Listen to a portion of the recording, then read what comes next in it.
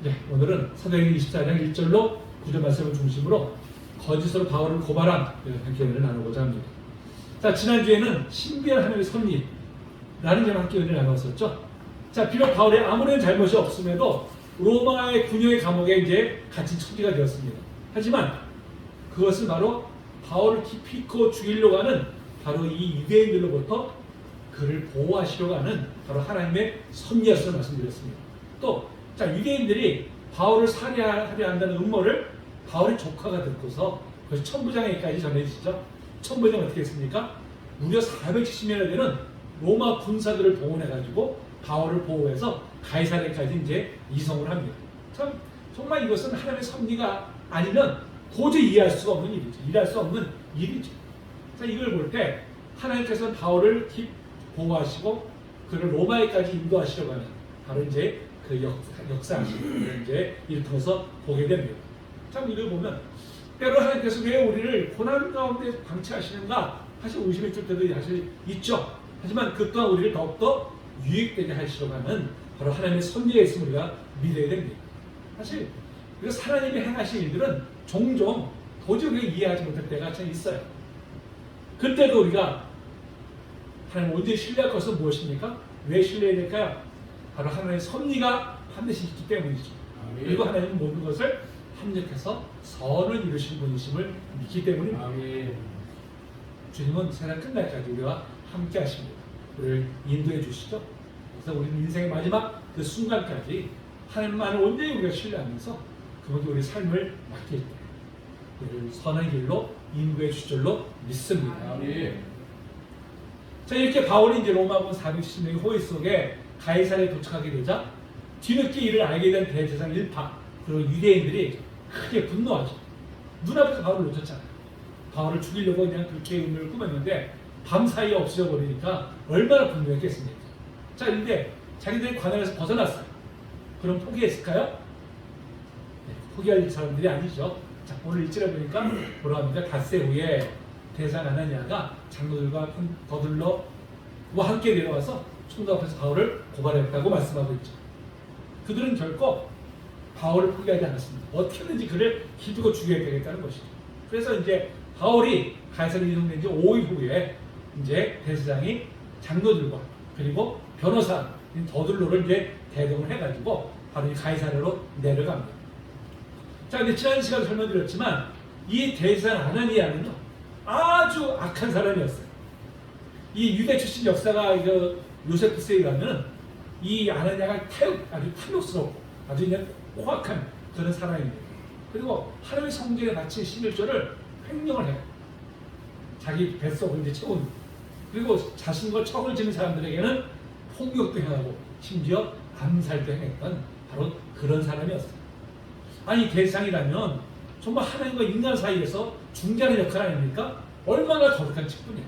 근데 그런 거룩한 직분을 맡은 대제사장이 어떻게 그런 잔인한 일을 할 수 있을까요? 어떻게 그럴 수 있을까요? 근데 원래 대제사장은 성경에 보면 율법, 그 아론의 후손들만이 맡을 수가 있었습니다. 그런데 이때가 되면 아론의 후손이 아니라 로마에 엄청난 뇌물을 바치면 이 대제사장 직분을 맡을 수가 있었어요. 왜 뇌물을 바칠까요? 왜 뇌물을 바칩니까? 그만 그 이상의 수입을 얻을 수 있으니까. 그 이상의 수익을 얻을 수 있기 때문에 뇌물을 바치면서까지 대제사장 직분을 이제 감당하는 것이죠. 아나니아도 바로 그런 사람 중에 이제 하나였던 것입니다. 한마디 이 사람은 하나님과 전혀 상관이 없는 사람이었어요. 그냥 타이틀만 대제사장일 뿐이지 실제로는 하나님을 이용해가지고 자기 뱃속을 채우는 그런 장사꾼에 불과했던 것이죠. 근데 비단 유대교만 이런 사람들이 있을까요? 아닙니다. 어느 종교든지 이런 아나니아 같은 사람들이 있어요. 오늘날 한국교회 안에도 분명히 이런 사람들이 있습니다.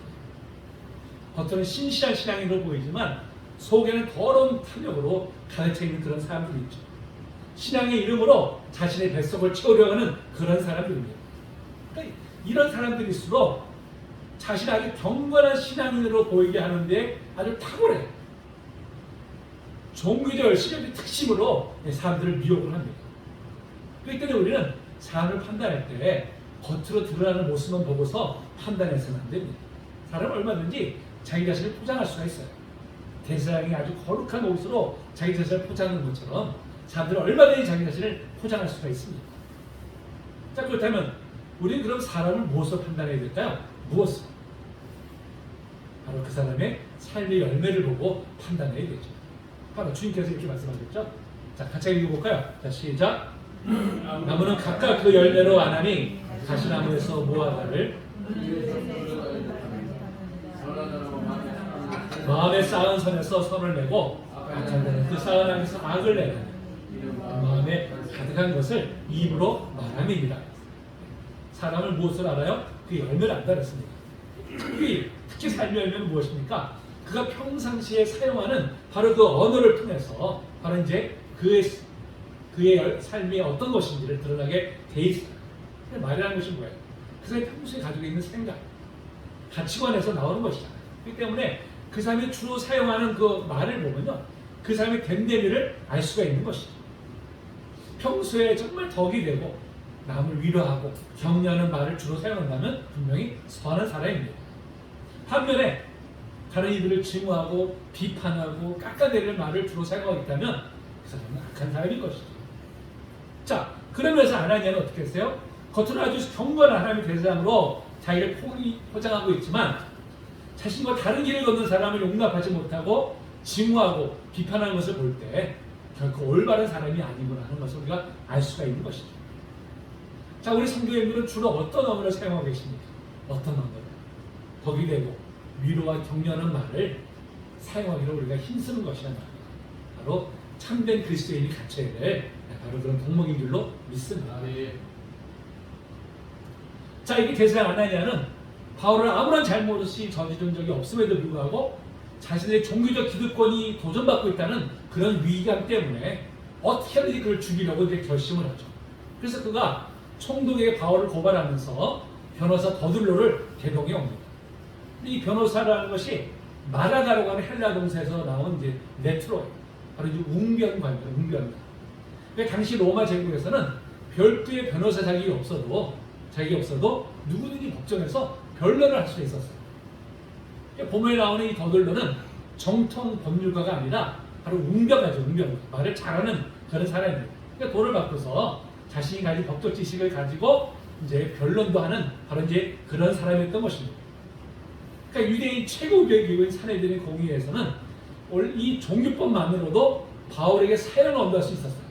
그런데 로마 총독의 법정에서는 이 바울을 로마 제국의 법으로 올가매했었습니다. 종교법을 가지고는 그를 죽음으로 몰아갈 수가 없었던 것이죠.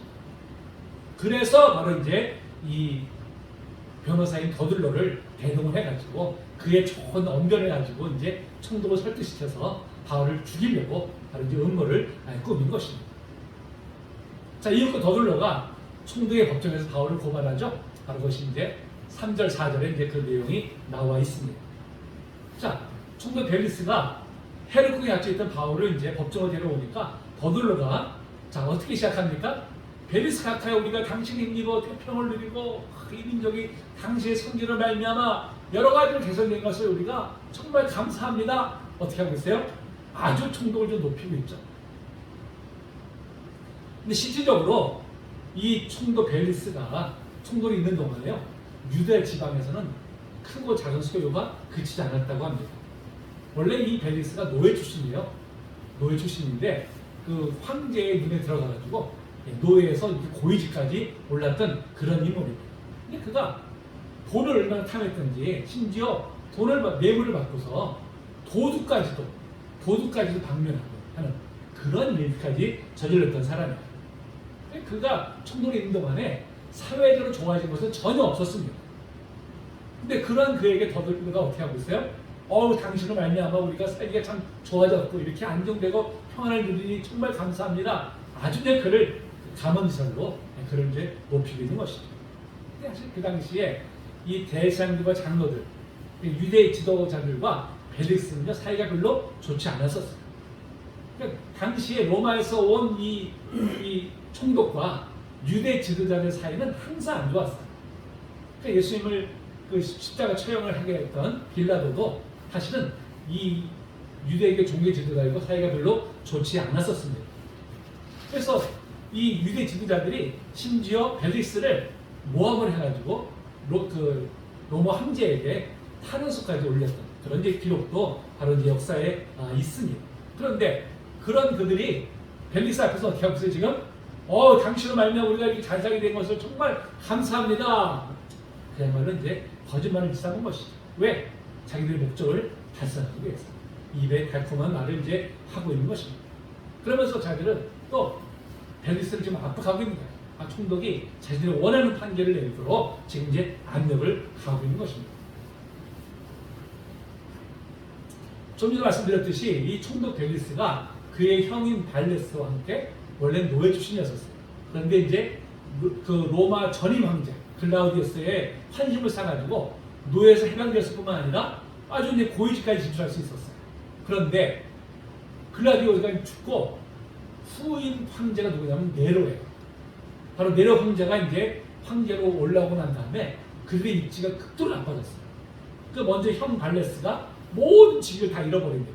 황제의 그 노역을 사가지고 다 잃어버려요. 그러다 보니까 벨릭스도 자기가 언제 이 직에서 쫓겨날지 모른다는 그런 부담감에 그가 이제 떨고 있었죠. 그렇기 때문에 혹여라도 유대인들이 자기를 지금 미워해가지고 황제에게 막 탄원서도 막 올리고 하면은 그나마 이 로마 총독, 이 유대 총독자리도 쫓겨나지 않을까 하는 이제 두려운 마음이 있었던 것이죠. 그렇기 때문에 어떻게든지 이들의 마음을 좀 환심을 사가지고 이 총독자리를 좀 유지하려고 했었던 바로 이제 그런 마음이 있었습니다. 그러니까 대제사장 일파가 바로 그것을 딱 알고 있었어요. 그 약점을 알고 있었기 때문에 바로 이제 그를 지금 이게 붙이고 있는 것이죠. 어떻게든지 자기들 뜻대로 바울을 죽이도록 지금 이제 압력을 넣고 있는 것입니다. 그들에게 있어서 사실 실체적인 진실 따위는 아무런 관심도 없었어요. 고려할 가치조차 되지 않았습니다. 자신들이 원하는 바를 이루기 위해서라면 그야말로 수단과 방법을 가리지 않는 그런 사람들이었던 것이죠. 자, 이렇게 한껏 총독을 높인 더들로가 이제 본격적으로 바울의 제목을 고발합니다. 자, 그것이 이제 5절에 말씀하고 있죠. 5절 보니까 뭐라고 그랬어요? 이 사람은 전염병 같은 자라. 천하에 흩어진 유대인들을 수요하게 하는 자요. 나스리 이단의 우두머리, 또 성전을 더럽게 하는 자다. 라고 이제 고발을 하고 있습니다. 자, 짧은 내용이지만요. 이 안에 바울을 어떻게든지 로마법으로 올가매려고 하는 내용이 다 들어가 있어요. 자, 먼저 처음에 뭐라고 합니까? 전염병 같은 자라고 했어요. 전염병 같은 자. 당시 의료 수준이나 이 방역 수준에서는요, 전염병이 돌 때 그것을 막을 수 있는 아무런 대책이 없었어요. 그러니까 우리가 중세 유럽 역사를 보더라도요, 이 콜레라 같은 것들이 막 돌아가지고 심지어 유럽 인구의 반이 죽는 정말 끔찍한 그런 일들이 여러 차례 있었어요. 우리도 경험했잖아요. 불과 몇 년 전에 코로나가 전 세계에 퍼져가지고 얼마나 많은 사람이 죽어나갔습니까? 그래도 우리나라는 정말 방역을 잘해가지고 최소화 피해를 최소화할 수 있었지만 그 전에 방글라데시 선교사 얘기 들어보면요, 길가에 나가면 그냥 죽어 있대요. 그냥 길거리 죽어 있는데 치우지도 않아요. 치울 여력도 없다.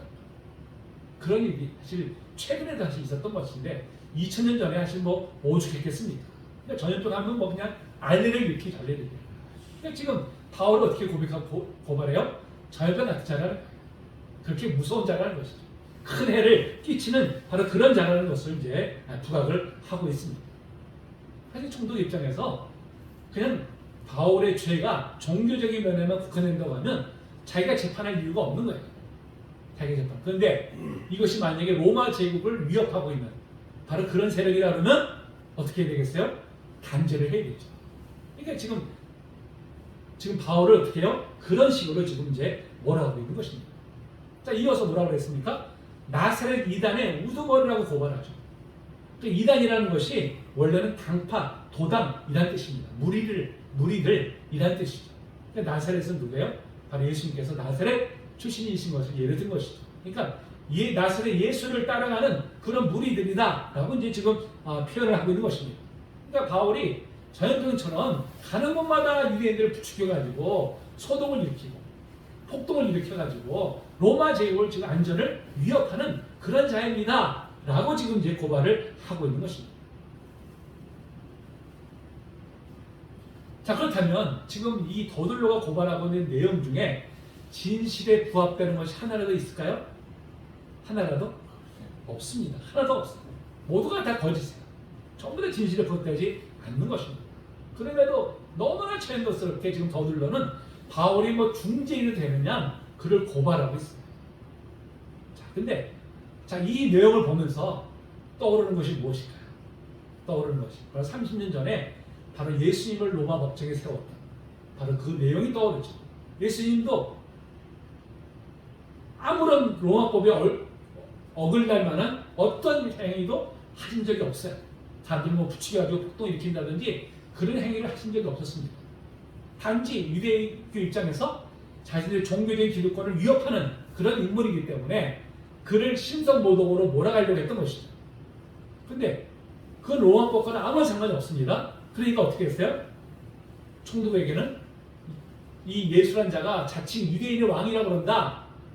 자, 왕은 로마 황제인데 유대인의 왕이라고 한다는 뭐예요? 그건 반역죄죠. 반역죄. 그러니까 예수님을 반역자로 몰아가지고 그 십자가 처형을 하도록 그렇게 몰아가는 것이죠. 그러니까 지금도 마찬가지죠.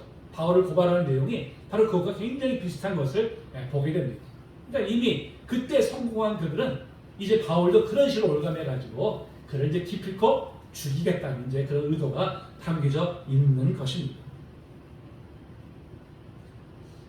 여러분, 이처럼 참 잊지도 않은 죄를 뒤집어 씌워가지고 없는 증언도 만들어가지고 죄를 뒤집어 씌워서 이렇게 사람을 사지로 몰아가게 하는 거지. 비단 그때만 있었던 것이 아니라요. 지금도 사실 있습니다. 지금도 그런 일들이 비일비재하게 일어나고 있어요. 없는 일을 막 뒤집어 씌워가지고 무고한 사람을 사형시키거나 또 오랜 세월 수감 생활을 하는 그런 사례들이 있습니다. 어떤 심지어 고문까지 해가지고 허위 자백을 받아내가지고 그렇게 하는 사례들이 있잖아요. 그러니까 오래전 그 경기도 화성에서 그 연쇄 살인 사건이 일어난 적이 있었어요. 미우스에 빠졌죠. 아무도 그걸 잡지 못했는데 그 연쇄 살인범이라고 해서 잡았어요. 그래가지고 무려 20년을 수감 생활을 했습니다. 그런데 20년 만에 진범이 나타난 거예요. 진범이. 자기가 죽였다고 했는데 조사해보니까 정말 그 사람이 진범이에요. 그럼 그 사람 대신에 진범을 잡혔던 그 사람은 어떻게 해요? 20년이나 감옥에 갇혔다. 아무런 죄가 없는데. 나는 그 사람이 정말 자살하지 않은 게 참 대단하다고 생각해요. 원래 억울하면 사람이 정말 이 목숨을 스스로 끊을까지도 하는 극단적인 행동도 하잖아요. 정말 얼마나 억울했을까요? 얼마나. 그건 뭐 누가 그게 억울한 목사를 보상이나 할 수 있겠습니까? 근데 그때 당시에 관련된 수사했던 경찰들, 뭐 검사, 판사들 중에서 반성했다는 사람 하나도 없었어요. 다른 사람 인생을 수십 년을 그렇게 만들어 놓고도 한 사람도 반성한 사람이 없어요. 그냥 변명만 늘어놓을 뿐입니다. 이런 일이 뭐 비단 화성 연살인 사건에만 국한된 일이 아니에요. 예전엔 수사기관에서 자신들의 업적을 높이거나 또 국민들의 관심을 다른 데 돌리기 위해서 행했던 것이 뭐냐면요. 간쳤던 사건이에요. 간쳤던 사건을 조작을 해가지고 발표를 하고 있었습니다. 그 가지고 속에서 엄청난 고문을 행했어요. 고문을 행해가지고 자료를 받아가지고는 신문에 딱 발표하는 거예요. 얼마 전에 신문에 보니까 그렇게 해서 간첩단 사건에 몰렸던 사람들이 재심을 해가지고 무죄로 이제 발표된 바로 이제 그런 기사도 본 적이 있었습니다. 참 그동안에 그들이 받은 고통은 이건 뭐 상상이나 할 수 있겠어요. 누가 보상하겠어요? 그냥 뭐 물질로 좀 보상해 준다고 해서 그게 보상이 되겠습니까? 왜 이런 일이 일어날까요? 왜 이런 일들이? 이 모든 일들이 다른 사람의 생명을 존중하지 않고 하찮게 여기는 그런 생각에서 비롯된 것이죠. 여러분, 우리는 모두가 다 하나님의 형상대로 지으심을 받은 존재들입니다. 아멘. 일단 누구 하나 귀하지 않은 사람이 없어요. 아멘. 귀하지 않은 생명이 없습니다. 그가 뭘 많이 가졌던 적게 가졌던 사회적 지위가 높던 낮던 상관없이 모두가 다 존중을 받아야 되죠. 여러분, 그런 나라가 뭐예요? 그게 바로 하나님의 나라입니다. 하나님께서 이 땅에 이루고자 하는 하나님의 나라가 바로 모두가 다 존중받는 바로 그런 나라예요. 바로 주님께서 그런 나라를 세우기 위해서 이 땅에 오셨습니다. 우리도 또한 그런 나라를 이루기 위해서 부르심을 받았어요. 아멘. 여러분, 그때 우리가 해야 될 일은 무엇입니까? 우리가 해야 될 일. 바로 누구도 차별받지 않고 바로 존중의 여기를 받는 그런 사회를 이루어가는 것이죠. 가난하든 부유하든 사회적 지위가 높든 작든 상관없이 모두가 존중받는 그런 사회를 이루어가는 것이 그게 바로 우리의 사명입니다. 교회의 사명이죠. 근데 참 안타깝게도요. 초대교회 안에서조차 차별이 존재했다는 거예요. 초대교회 안에서. 자, 어떤 차별이 있었을까요? 야고보서 2장 1절부터 4절입니다. 자, 한 절씩 교독할까요? 한 절씩. 네 형제들의 영광의 주, 곧 우리 주 예수 그리스도에 대한 믿음을 너희가 가졌으니 사람을 차별하여 대하지 말라. 만인이 배랑에 불가를 찔러끼고 아름다운 옷을 입은 사람이 들어오고 또 남유한 옷을 입은 가난한 사람이 들어올 때에 너희가 아름다운 옷을 입은 자를 눈여겨보고 말하되 여기 좋은 자리에 앉으소서 하고 또 가난한 자에게 말하되 너는 거기 서 있든지 내 발등상 아래에 앉으라 하면 너희끼리 서로 차별하며 악한 생각으로 판단하는 사람은 초대교회 안에서도 이런 차별이 존재했다는 거예요. 그 야고보 기자는 뭘 말씀하고 있습니까? 이런 사례를 예를 들면서 올바른 믿음 가진 사람은 결코 사람을 차별해서는 안 됨을 분명히 말씀하고 있습니다. 왜? 주님께서 모든 사람을 다 공평하게 대하셨기 때문이죠. 우리는 지금 모두를 다 공평하게 대하고 있을까요? 누구나 다 우리가 정말 무엇보다도 모두 공평하게 존중받는 그런 사회를 이루기 위해서 정말 우리부터 앞장서서 행해야 될 줄로 믿습니다. 자, 계속해서 더들로는 바울에 대한 고발을 계속 이어가죠. 8절 바로 이제 9절입니다. 자, 뭐라고 얘기합니까? 당시 총독이 친히 그를 신문하면 이 모든 일이 다 밝혀질 것입니다. 라고 이제 이야기를 하죠. 그런데 자, 가만히 들여다보면요. 더들로는 바울이 정말 그런 죄를 범했다는 증거를 하나도 갖고 있지 못해요. 심지어 증인조차도 없어요. 어떤 증자도 없이 그냥 지금 그렇게 지금 고발을 하고 있는 것입니다. 결국 뭐예요? 총독에게 이것을 다 지금 책임을 떠넘긴 것이죠. 자, 아무 증거도 없이 바울을 고발하면서 당신 신문하면 다 할 수 있다는 것은 뭘 말하는 것입니까? 당신이 우리가 원하는 대로 판결을 내려달라 하는 그런 이제 압력을 지금 가하고 있는 것이죠. 아니, 어떻게 총독한테 이런 요구를 할 수 있을까요? 아무런 죄도 없는 사람을 죄를 뒤집어 씌우면서 총독이 그렇게 해달라고 요구할 수 있을까요? 무엇보다 오랫동안 이 유대의 종교 지도자들이 총독에게 많은 뇌물을 바쳤기 때문에 그래요. 이 벨릭스 자체가 워낙 뇌물을 좋아하는 사람이기 때문에 이 종교 지도자들이 계속해서 총독에게 뇌물을 갖다 바쳤습니다. 그러니까 당신이 우리의 뇌물을 받았으니까 당연히 우리가 원하는 대로 판결을 내려줘야 되지 않느냐, 이제 그런 마음으로, 그런 생각으로 이제 이렇게 한 것이죠. 자, 이 말에 자, 주위에 있던 유대인들이 어떻게 했어요? 다 동조합니다. 그 말이 맞다 하면서 이제 뭐예요, 지금 안경을 놓고 있는 것이죠. 물들어가지고 우리가 다 똑같은 생각을 갖고 있으니까 당신도 지금 우리가 원하는 대로 그렇게 좀 맞춰줘라 하고 지금 이제 압력을 놓고 있습니다. 총독 입장에서도 다수의 유대 장로들까지 와가지고 동조를 하고 있으니까 선뜻 그 요구를 거절하기가 쉬운 상황은 결코 아니었던 것이죠. 자, 이처럼 대상일파는 이 바울이 아무런 죄가 없음에도 불구하고 어떻게 하든지 그를 사형에 처하게 하려고 없는 말도 다 지어내면서 더들로까지 동원해가지고 바로 이제 그를 몰아세우고 있습니다. 그들에게 있어서 진실은 아무런 관심조차 없어요. 오직 자신들의 이익에 부합되는지 그것만 중요한 기준인 것이죠. 자신들의 이익에 부합된다면 거짓도 진실로 포장하고 자신들의 이익에 바란다면 진실도 거짓으로 이렇게 이제 몰아가는 것이죠. 예수님을 거짓으로 고발해가지고 십자가 체험을 당하게 한 바로 그들이 또한 똑같은 방식으로 바울도 사형에 처하도록 몰아가고 있었던 것입니다. 이 모든 것이 다 뭐예요? 인간의 본성 안에 있는 내재되어 있는 탐욕이 바로 이들을 그러한 인간으로 변질케 한 것이죠. 여러분, 우리 안에 있는 욕망을 절제하지 못할 때 이것이 탐욕이 되는 것입니다. 탐욕이 어떻게 해요? 인간은 탐욕을 충족시키기 위해서 어떠한 그릇된 행위도 기꺼이 할 수 있는 존재. 그게 바로 죄성을 가진 바로 인간의 모습입니다. 그렇기 때문에 성경은 탐욕이 바로 우상 숭배라고 말씀하고 있어요. 골로새 3장 5절이죠? 자, 읽어볼까요? 시작. 그러므로 땅에 있는 주체를 주기라 곧 음란과 불륜과 사욕과 성욕과 탐심이니 탐심은 우상 숭배입니다. 그렇죠? 탐심이 우상 숭배라는 것입니다. 우상 숭배가 무엇입니까? 뭘 어떤 형상을 만들어 놓고 섬겨야만이 우상 숭배일까요? 아닙니다. 하늘보다 우선해서 섬기고 있다면 그게 바로 그 우상 숭배예요. 그러니까 탐욕이 가득 차면 하나님보다 탐욕이 우선하게 되어 있어요. 그래서 바로 우상 숭배라고 말씀하고 있는 것입니다. 사실 인간은 욕망은 다 있어요. 누구에게나. 욕망 자체가 잘못된 것은 아닙니다. 근데 절제되지 못한 욕망, 그게 결국 탐욕이고요. 그 탐욕이 인간으로 하여금 어떤 그릇된 행위도 서슴지 않고 행하게 하는 것이죠. 결국 자신에게만이 아니라 다른 사람들과 사회에도 큰 해악을 끼치게 되고 맙니다. 이 땅에서 하고 있는 모든 범죄들은요, 결국 뭐예요? 욕망을 절제하지 못하기 때문에 바로 일어나는 것입니다. 변호사 저둘러가 온갖 거짓으로 바울을 지금 사지로 몰아붙이고 있어요. 그는 자신의 탁월한 웅변술로 다른 이들을 유익하게 하는 것이 아니라 도리어 무고한 사람의 생명을 빼앗는 일을 서슴지 않고 지금 하고 있습니다. 사형을 집행하는 일은 로마 총독입니다. 하지만 그렇게 되거로 몰아간 더들러도 비록 자신의 손으로 직접 피를 묻지는 않지만 그도 결국 뭐예요? 살인자죠. 왜 이렇게 하는 것일까요? 왜? 결국 탐욕 때문이죠.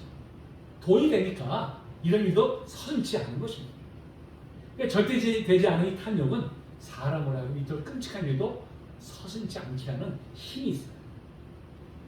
그럴 때는 우리는 어떻게 해야 됩니까? 이 욕망을 절제하기 위해서 우리 힘을 써야 되죠. 노력을 해야 됩니다. 성경은 땅에 있는 지체를 죽이라고 말씀하시죠? 땅에 있는 지체를 죽이라는 것은 무엇입니까? 바로 자신의 욕망을 절제하라는 뜻이죠. 여러분, 참된 신앙은 무엇입니까? 참된 신앙은 자신의 내면에 내재되어 있는 이 욕망을 적절히 절제함으로 하나님이 기뻐하시는 사람으로 세워져 가는 것입니다. 그게 바로 참된 신앙인 것이죠. 내 입은 안 되잖아요. 어떻게 해야 합니까? 그래서 우리가 성령님을 의지하는 거죠. 아멘. 하나님 내 입은 할 수 없으니까 성령이 나를 도와주세요. 그래서 내 안에 욕망을 절제해서 아름다운 사람으로 빚어가게 하여 주시옵소서. 아멘. 우리가 이렇게 더욱더 기도해야 될 줄로 믿습니다. 아멘. 자, 더불어 이처럼 돈이 되는 일이라면 다른 사람의 무고한 생명을 앗아가는 일조차 아무렇지 않게 행하던 자예요. 뭐 이때만이 아니라 그동안도 숱하게 이런 일을 행했을 것입니다. 그는 말로써 다른 이의 생명을 빼앗았던 그런 살인자였던 것이죠. 우리 모두 한 목소리로 이런 더둘러를 향해서 비난을 퍼부을 수 있습니다. 자, 그렇다면 우리는 자신이 더둘러와 같지 않은 사람인 걸 우리가 자부할 수 있을까요? 여러분, 우리도 다른 이의 생명을 직접 빼앗는 살인을 저지르지는 않습니다. 그런데 주님께서는요, 직접 다른 이의 생명을 빼앗는 것만이 살인죄가 아니라고 말씀하고 있어요. 자, 마태복음 5장 21절, 22절이죠. 같이 한번 읽어볼까요? 시작. 옛사람에게 말한 바 살인하지 말라. 누구든지 살인하면 심판을 받게 되리라 하였다는 것을 너희가 들었으나 나는 너희에게 이르노니 형제에게 노하는 자마다 심판을 받게 되고 형제를 대하여 나가라 하는 자는 공회에 잡혀가게 되고 미련한 놈이라 하는 자는 지옥불에 들어가게 되리라. 무슨 말씀입니까? 말로써 다른 이를 비판하고 욕하는 것도 그의 인격을 살해하는 거예요. 다른 이의 생명을 빼앗는 것과 동일한 심판을 받을 것임을 분명히 말씀하고 있습니다. 여러분, 우리의 말에 능력이 있어요. 하나님께서 말씀으로 세상을 창조하셨듯이 우리의 말에도 권능을 주셔서 말한 대로 이루어지게 하십니다. 그렇다면 우리는 이 권능을 그동안 어떻게 사용해왔을까요? 다른 일에 생명을 살리는 일에 사용했을까요? 혹시 다른 이의 인격을 죽이는 일에 사용하지 않았을까요? 우리가 무심코 했던 말이 누군가에게 마음에 깊은 상처를 주고 그 상처를 해서 고통스럽게 하지 않았을까요? 여러분, 그렇다면 우리는 진정으로 참여해야겠죠. 그리고 우리 입술에 파스쿠를 세워달라고 우리가 기도해야 됩니다. 아멘.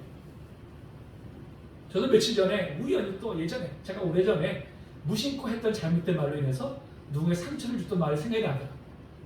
그래서 다시 얘기했어요.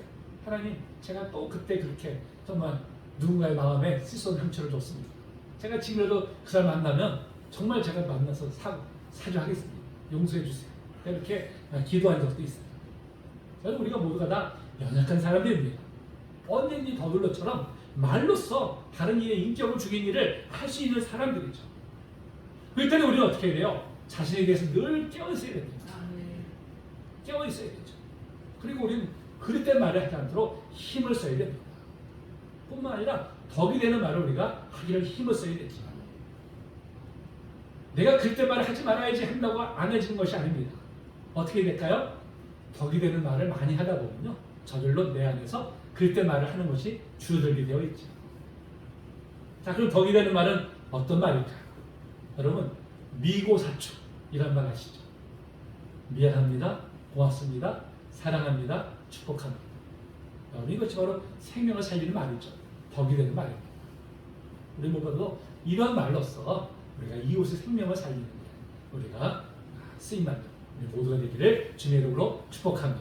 아멘. 우리 찬양할까요? 이 찬양을 제가 굉장히